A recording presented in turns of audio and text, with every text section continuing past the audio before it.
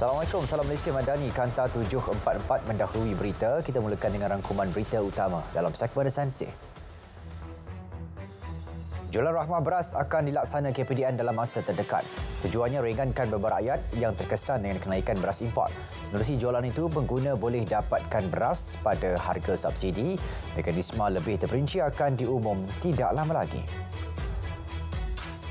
Sementara itu, stok bekalan beras negara dijamin cukup untuk tampung keperluan domestik bagi tempoh 4 hingga 5 bulan ini. Justru Menteri Pertanian dan Keterjaminan Makanan memaklumkan belum ada keperluan kecemasan untuk guna stok penimbal. Setakat ini, stok bekalan beras negara adalah 900,000 tan metrik. Ia meliputi 250,000 tan metrik stok penimbal kerajaan, manakala bakinya stok dagangan. Bagi mendepani isu keterjaminan makanan, Timbalan Perdana Menteri berpendapat kedudukan tanah yang luas di Sabah dan Sarawak boleh dimanfaat sebagai kawasan pertanian. Langkah itu juga dapat bantu tampung keperluan domestik. Pelaksanaannya memerlukan seliaan daripada kementerian berkaitan. Aktiviti fizikal pembinaan kapal tempur pesisir LCS akan dimulakan minggu depan. Bagaimanapun tarikhnya tidak dimaklumkan. Menurut Menteri Pertahanan, pihaknya akan beri tumpuan untuk pastikan projek LCS siap ikut jadual. Ia berdasarkan kontrak tambahan ke-6 yang ditandatangani 26 Mei lalu. Dan ini usaha penuhi keperluan jururawat di fasiliti KKM. Berkat kuasa bulan depan, fasiliti kesihatan swasta dibenar ambil jururawat terlatih warga asing JTWA tanpa kelaikan pos basic. Namun JTWA harus menduduki ujian kendalian Lembaga Jururawat Malaysia dan pengambilan sah selama 12 bulan sahaja. Syarat lain termasuk bilangan JTWA tidak lebih 40% daripada jumlah jururawat di fasiliti berkenaan. Ia bagi memelihara peluang kerja jururawat tempatan. 2,959 kes dera dan abai kanak-kanak dikendali JKM sepanjang 5 bulan pertama tahun ini. Bagi mengekang pertambahan kes tersebut, program advokasi diperluas. Fokusnya tertumpu kepada usaha tingkatkan kesedaran mengenai isu berkenaan. Pelaksanaannya membabitkan kerjasama kementerian terlibat dengan polis. Dalam hal itu, penubuhan Jabatan Pembangunan Kanak-Kanak mula berkuat kuasa 1 September lalu. Ia platform terbaik untuk tangani segera isu abai dan dera kanak-kanak yang makin meruncing. Jabatan itu juga berupaya memberikan perkhidmatan berkualiti terutama kepada kanak-kanak. Ia berlandaskan 5 teras utama iaitu pencegahan, pembangunan, perlindungan, pemulihan dan pengintegrasian ke dalam masyarakat. Polis selesai ambil keterangan 11 individu untuk bantu siasatan penganjuran satu perhimpunan tanpa permit di Ibu Negara Sabtu lepas. Keterangan direkodkan di IPD Dangwangi. Mereka antara 25 individu yang dikenal pasti polis untuk bantu siasatan Perhimpunan Anjuran Pemuda Perikatan Nasional itu.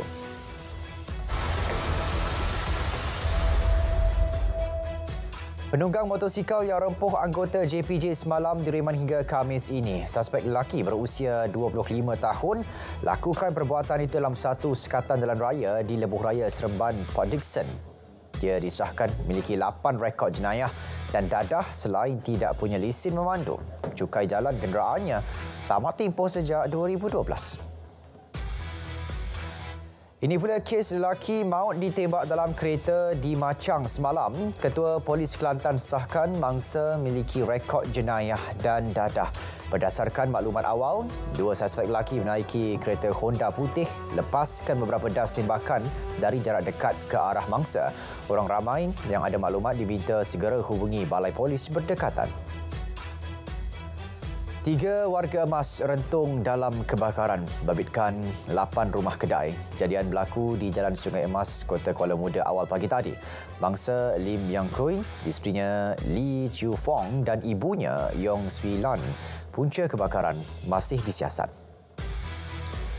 Kebakaran 2 rumah di Air Hitam awal pagi tadi pula korbankan seorang lelaki warga emas berstatus OKU. Identiti mangsa belum dikenal pasti. Mayatnya dihantar ke Hospital Pulau Pinang untuk bedah siasat. Seorang lelaki berusia 30-an ditemui mati di perhentian bas Batu 7 Bintulu semalam. Ketua Polis Daerah memaklumkan identiti mangsa belum dikenal pasti. Siasatan awal mendapati tiada unsur jenayah berlaku dan kes diklasifikasikan sebagai mati mengejut. Baik di tapah kenderaan dinaiki dua anggota tentera terbabas dan jatuh ke dalam gaung pagi tadi. Seorang daripadanya cedera parah manakala seorang lagi cedera ringan. Operasi menyelamat kedua-dua mangsa dilakukan sepasukan anggota dari Balai Bomba dan Penyelamat Tapah. Seorang pengarah syarikat rugi RM348,000 diperdaya sindiket pelaburan tak wujud. Mangsa berusia 58 tahun ditipu seorang wanita yang dikenal di Facebook. Suspek minta mangsa melabur melalui aplikasi OSL. Mangsa sedar ditipu selepas minta buat bayaran 30% daripada jumlah keuntungan pelaburan yang mencecah RM1,000,000. 28 motosikal ditunggang warga Myanmar disita JPJ Perlis. Penunggangnya pula disaman atas pelbagai kesalahan. Ini termasuk tidak memiliki lesen memandu dan tiada perlindungan insurans. Tindakan dibuat menerusi ops khas motosikal di beberapa lokasi sekitar Perlis semalam. Menerusi operasi sama, JPJ Kedah sita 8 motosikal ditunggang warga asing. 85 saman turut dikeluarkan menerusi operasi yang dijalankan di sekitar Alustar semalam. Antara kesalahan direkod termasuk tiada lesen memandu dan cukai jalan tamat tempoh. Bahawa muatan melebihi 70 hingga 140% daripada had dibenarkan. Itu punca JPJ sita kenderaan berat milik sekumpulan pemandu lori baru-baru ini. JPJ tidak akan berkompromi dengan pemandu lori yang bawa muatan lebih had yang ditetapkan. Ia berisiko akibatkan kemalangan maut dan kerosakan jalan raya. Tiada perjanjian rasmi dengan kerajaan negeri, punca syarikat penerbangan komersial sesuka hati tamatkan perkhidmatan di lapangan terbang antarabangsa Melaka LTAM. Esko berkaitan berkata, perkara itu turut mendorong kegagalan LTAM beroperasi seperti dirancang. Setakat ini, 7 syarikat penerbangan komersial termasuk dari Indonesia dan Singapura sudah dipelawa beroperasi di LTAM. Setakat akhir Julai lalu, 84% tanah wakaf berjaya dibangunkan. Ia bagi tujuan pembinaan masjid, madrasah, tanah perkuburan dan projek komersial. Baki 16% lagi tanah belum dapat dibangunkan. Ini disebabkan beberapa isu termasuk lokasi tidak strategik dan kurang dana pembangunan. Pemilikan tanah dan pendaftaran perkahwinan orang asli itu fokus semakan semula Akta Orang Asli 1954. Sebagai permulaan, satu kajian pembangunan kerangka perundangan dan mekanisme dilaksana mulai Jumaat lalu. Ia babitkan pentadbiran perkahwinan dan perceraian adat orang asli di Semenanjung Malaysia. Timbalan Perdana Menteri turut beri jaminan untuk terus sediakan pendidikan berkualiti kepada anak orang asli. Tahun lepas, 350 pelajar orang asli diterima masuk ke universiti. Jumlah itu melebihi sasaran awal 350 pelajar. Untuk tahun ini, 400 anak orang asli disasar masuk ke universiti. Bagi memastikan tiada kanak-kanak kurang upaya tercicir mendapat pendidikan, KPM berhasrat wujudkan program pendidikan khas integrasi PPKI di semua sekolah. Pelaksanaannya bagaimanapun mendepan cabaran kekurangan golongan pendidik, juga kemudahan persesuaian untuk OKU termasuk tandas dan RAM. Fokus akan terus diberi KPM untuk mengatasi isu berkenaan. Program Kimia ke Desa Inisiatif Musti untuk memperkenal sains, teknologi dan inovasi STI kepada masyarakat di kawasan berkenaan. Pelaksanaan program dibuat secara interaktif melibatkan kandungan yang menarik. Matlamatnya untuk tarik minat mereka terlibat dalam bidang berkenaan yang makin berkembang dan sediakan banyak peluang terutama pekerjaan. Kembali pasaran graduan Kolej Komuniti dan Politeknik mencapai 90%. Ketua pengarahnya memaklumkan kebanyakan graduan ditawar bekerja dalam industri. Selain itu, ada graduan berjaya menjadi usahawan. 45,000 pengunjung dijangka hadiri Karnival Udara Antarabangsa Melaka 2023 bermula 29 September ini. Esko berkaitan berkata, acara 3 hari itu disifatkan sebagai Mini 5. 5 negara sahkan penyertaan iaitu Singapura, Jerman, Rusia, Taiwan dan Australia. Turut diadakan pameran 41 buah pesawat.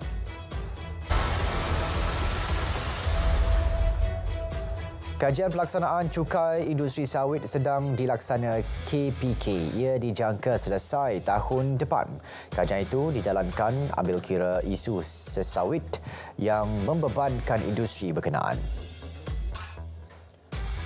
8,272 syarikat pelbagai industri pegang sijil halal Malaysia. Lebih 80% daripadanya syarikat PKS. Daripada jumlah keseluruhan pemegang sijil itu, 39.53% adalah pemegang sijil kategori syarikat Bumiputera. Ia mewakili 3,270 syarikat. Amalan standard piawaian kewangan dan perakanan patuh syariah perlu diperluas dan diperkukuh untuk bangunkan industri kewangan Islam. Presiden IBIM berkata, cendekiawan syariah dan pengawal selia perlu bergabung dengan institusi kewangan Islam untuk cari solusi dan idea baru yang lebih inovatif. Melalui pendekatan kewangan sosial Islam, kewangan Islam berpotensi jadi pemacu sistem kewangan di negara ini. Pelabur asing bertukar jadi pembeli bersih di Bursa Malaysia dengan perolehan ekuiti RM23.1 juta minggu lalu. Ia selepas 3 minggu catat jualan bersih. MIDF Research maklumkan 3 sektor teratas rekod aliran masuk asing bersih ialah utiliti, pembinaan dan perladangan, manakala sektor penjagaan kesihatan, amanah pelaburan hartanah serta produk dan perkhidmatan perkhidmatan pengguna merupakan 3 sektor catat aliran keluar asing bersih. Persatuan Ibu Bapa dan Guru di sekolah yang ada koperasi diseru untuk sokong perniagaan dan perkhidmatan ditawar. Menurut Presiden Angkasa, keuntungan koperasi bukan sahaja dapat digunakan untuk membangun sekolah, malah membantu pelajar kurang berkemampuan. Nuriati Ahmad dilantik sebagai akaunten negara baru. Sebelum ini, beliau merupakan timbalan Ketua Akaunten Negara Korporat. Nuriati menggantikan Datuk Dr. Yaakob Mustafar yang tamat kontrak perkhidmatan 2 Ogos lepas. Nuriati sertai sektor awam pada tahun 1995 sebagai akaunten di Jabatan Akaunten Negara. Pada 2018, beliau dilantik sebagai pengarah pasukan pelaksanaan perakaunan akruan PPPA jabatan berkenaan.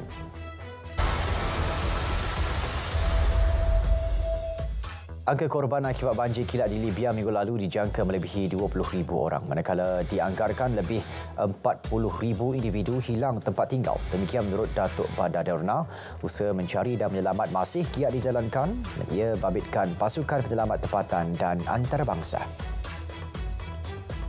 China zahirkan rasa tidak puas hati dengan kenyataan Menteri Luar Jerman yang menyifatkan presidennya diktator. Kementerian Luar China menegaskan kenyataan itu provokasi politik terbuka. Ia secara serius mencabul maruah China dan Beijing telah membuat representasi kepada Berlin.